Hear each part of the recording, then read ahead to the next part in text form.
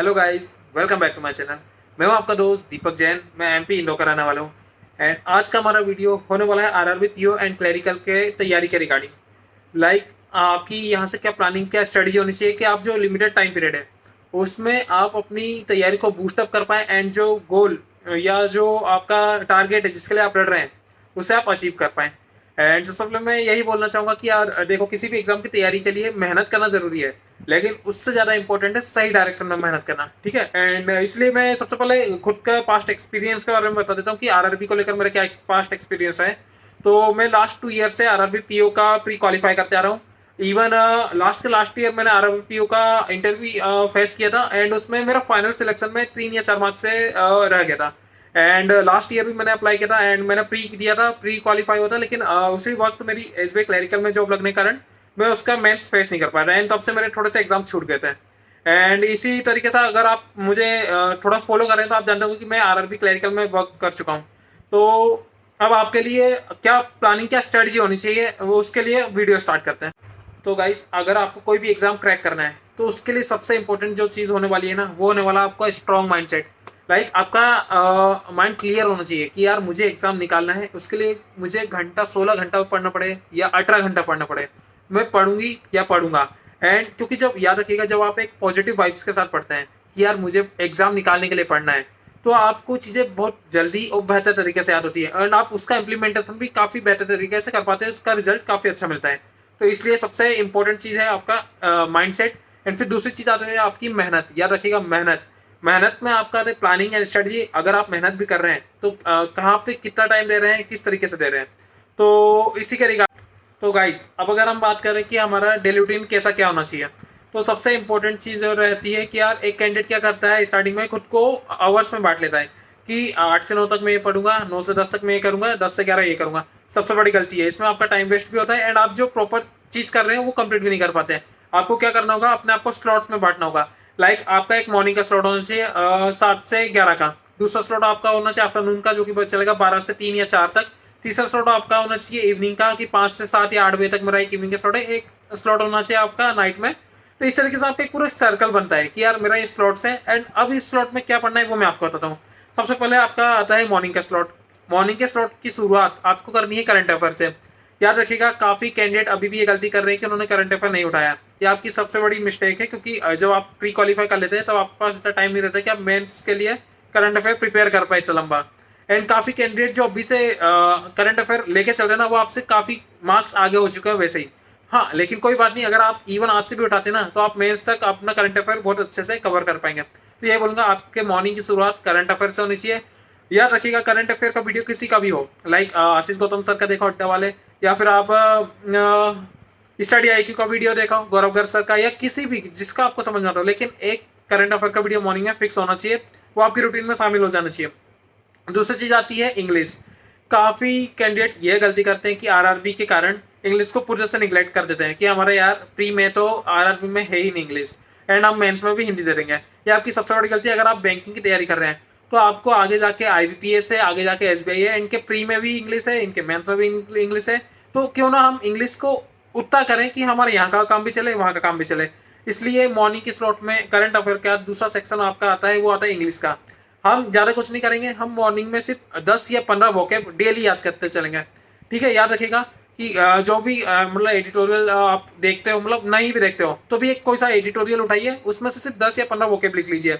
याद रखिएगा, अभी सिर्फ वोकैब का बोल रहा हूँ मैं, लेकिन जब हमारा एसबीआई आएगा, तो हमारा आईबीपीएस आएगा, तब हम वोकैब के साथ साथ इसी में हमारा ईडीएम, फ्रेजर वर्ब्स मॉर्निंग में ही ऐड करना स्टार्ट कर देंगे। लेकिन अभी पहले हैबिट स्टार्ट कीजिए कि डेली 10 या 15 वोकैब दिन के होने चाहिए। एंड रात को सोने से पहले, जब आप रात को सोने जाए उसके पहले आपका डेली वोकैब का ही रिवीजन होना चाहिए। आपकी कॉपी अलग से होनी चाहिए जिसमें आपकी डेली वोकैब होंगी, याद रखना, उसमें वोकैब का अलावा कुछ नहीं होना चाहिए।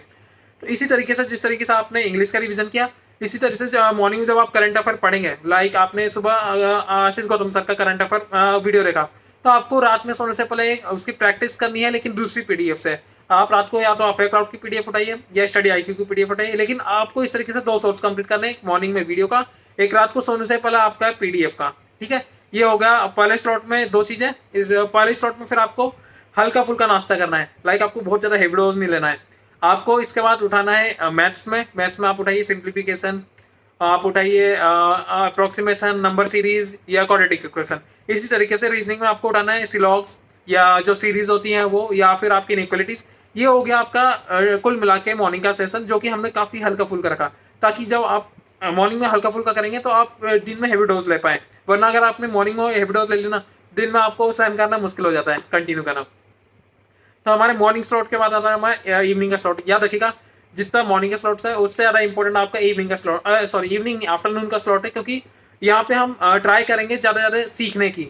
दूसरा स्लॉट जो आपका होने वाला है वो होने वाला है कि आपकी जो चीज़ें कमज़ोर है, लाइक आप किसी सब्जेक्ट में क्या है, किसी टॉपिक में वीक है, तो हम उसको दिन में उठाएंगे। दिन में हमारी 3 चीज़ें रहती हैं, एक तो अरिथमेटिक उठाते हैं हम, दूसरा उठाते हैं डीआई, तीसरा उठाते हैं पजल्स। याद रखिएगा, इन तीनों की प्रैक्टिस आपके दिन में होनी चाहिए। लाइक आपको लगता है कि अरिथमेटिक में आपको कोई सा चैप्टर वीक है, प्रॉफिट लॉस वीक है, तो आप वीडियो उठाइए, मतलब सोच के रखिए कि 5-7 दिन में मुझे प्रॉफिट लॉस कंप्लीट करना है, तो डेली 1 घंटा 2 घंटे का एक अरिथमेटिक का वीडियो होना चाहिए। उसके बाद आपका एक पजल्स की तैयारी। अब पजल्स आप कहीं से भी करिए, लाइक वीडियो चाहे तो वीडियो करें, तो आपको लगता है कि आपके पास पीडीएफ से करें, या आप मॉक लगाइए, लेकिन पजल एंड इसी तरह से डीआई, इन तीनों को लेकिन ट्राई कीजिएगा, ज़्यादा से ज़्यादा सीखने की कोशिश कीजिए। कि आपको नहीं आता तो नए टाइप की पजल्स को सीखने की कोशिश कीजिए, नए टाइप की डीआई सीखने की कोशिश कीजिए, अरिथमेटिक। ये तीनों सेशन आपका होना चाहिए दिन में। इसके बाद आपका आता है तीसरा स्लॉट, एंड तीसरा स्लॉट में आपका आता है कंप्यूटर एंड इंग्लिश या हिंदी, जो आप मेंस में अटेंड करने वाले हैं। ठीक है, अब याद रखिएगा, जब आप प्री क्वालिफाई कर लेंगे ना, तो आपके पास इतना टाइम नहीं रहेगा कि आप कंप्यूटर भी कर पाएं एंड हिंदी इंग्लिश भी कर पाएं। आपको इन्हीं को अभी एक आवर देना पड़ेगा।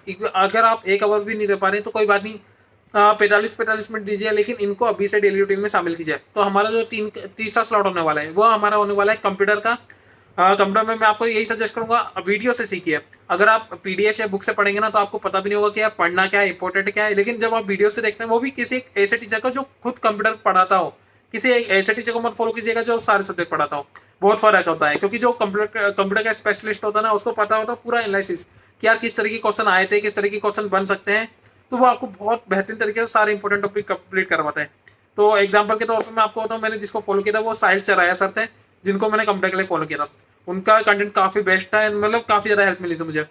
तो इसी तरीके से आपको कंप्यूटर एंड इंग्लिश में आपको बोलूँ कि यार देखो, मॉर्निंग में अपन ने वोकैब किया रहा, अब अपन यहाँ पे ज़्यादा से ज़्यादा एरर डिटेक्शन की प्रैक्टिस करना, क्योंकि अपन ने मॉर्निंग में वोकैब उठा ली, तो दिन में अपन को ग्रामर उठानी है, ग्रामर का कवर करने की कोशिश करना। एंड मेरा मानना यह है कि अगर आपको ग्रामर कवर करना है तो ज़्यादा से ज़्यादा एरर डिटेक्शन की प्रैक्टिस करिए, क्योंकि उसमें आपकी मैक्सिमम ग्रामर कंप्लीट हो जाती है, कवर हो जाती है। फिर जब आप बोर हो जाएंगे ना एरर डिटेक्शन से, पहले एरर डिटेक्शन की सीरीज को पहले तो रूटीन में लाइए कि डेली 1 घंटे एरर डिटेक्शन देखना है। जब आप उससे बोर हो जाएंगे ना, इसके बाद फिर जो अदर टॉपिक होते हैं इंग्लिश के, उनको उठाइए, वो करना फिर आपके लिए काफ़ी ज़्यादा ईजी हो जाएंगे, और आपको चीज़ें पकड़ में आने लग जाएंगी जब आप इंग्लिश के सेंटेंस बनाने लग जाएंगे तो। ठीक है, तो इस तरीके से आपका तीसरा स्लॉट यहाँ पे कंप्लीट होता है। चौथा स्लॉट आपका आता है पूरे प्रैक्टिस का। प्रैक्टिस से बात करूँ तो आपको पता है कि यार मॉक हमारा 45 मिनट का होता है, तो रात में आप 2 मॉक आराम से लगा सकते हैं इसका। लेकिन याद रखिएगा, मॉक लगाने से ज़्यादा इंपॉर्टेंट है मॉक का एनालिसिस। लाइक अगर आपने 80 मार्क्स का मॉक लगाया, उसमें आपके 65 मार्क्स आए, लेकिन आपने एनालिसिस नहीं किया, तो वो मॉक आपके लिए बिल्कुल कचरा था, बिल्कुल रद्दी था आपको, क्योंकि आपकी अप्रोच सीखने की रही नहीं। अगर आप सीखने की अप्रोच रखेंगे ना, तो ही आप एग्जाम क्लियर कर पाएंगे। जब आप एक मॉक लगाते हैं, उसका एनालिसिस करना बहुत ज़्यादा इंपॉर्टेंट है। एग्जाम्पल के तौर पर जब आपके 15 मार्क्स रह गए, तो सबसे पहले आपको ये देखना है कि आपने गलत क्या किया, उसके बाद गलत क्या किया उसको बना के देखिए, उसके बाद ये देखिए कि आपने स्किप कौन से किए थे, उसको बना के देखिए। इसके बाद आपको ये देखना है कि यार ऐसे कौन से क्वेश्चन थे जिनमें आपने 40 सेकंड से ज़्यादा, अगर मैं आरआरबी क्लैरिकल की बात करूँ, उसमें आपने 40 से 50 सेकंड से ज़्यादा टाइम लिया, तो उसको देखिए कि यार उसकी कोई मेथड हो सकती है क्या, और नहीं तो उसको स्किप करना सीखिए कि यार अगर ऐसा मेथड, ऐसा क्वेश्चन मेरा 1.5 मिनट ले रहा है, तो मुझे इसको एग्जाम में स्किप करना है। तो इसको बोलते हैं एक एनालिसिस करना कि हाँ यार मॉक। याद रखिएगा, अगर आप मॉक सिर्फ देते हैं तो 80 में से 65 मार्क्स है तो 65 मार्क्स लेके जाते हैं, लेकिन जब आप उसका एनालिसिस करते हैं ना, तो आप 80 में से 80 मार्क्स लेके जाते हैं। तो अपनी कोशिश हमेशा यही रखिए कि जब भी मॉक दो, हमेशा 80 में से 80 मार्क्स लेके जाए। इससे कोई फर्क नहीं पड़ता मॉक में कितने मार्क्स है, लेकिन जब वो आप मॉक से बाहर निकले ना, आप पूरे 80 के 80 मार्क्स लेके बाहर निकलने चाहिए। तो इस तरीके से आपकी अप्रोच होनी चाहिए। एंड जिस तरीके से मैंने बताया कि ये तो ही है, उसके अलावा जो प्रैक्टिस वाला सेशन है वो रात में होना चाहिए। लाइक इसके अलावा भी बहुत सारी चीज़ें जो आपकी रह जाती हैं, आपको रात के सेशन में ही आपको टॉपिक वाइज भी कंप्लीट करते चलना है।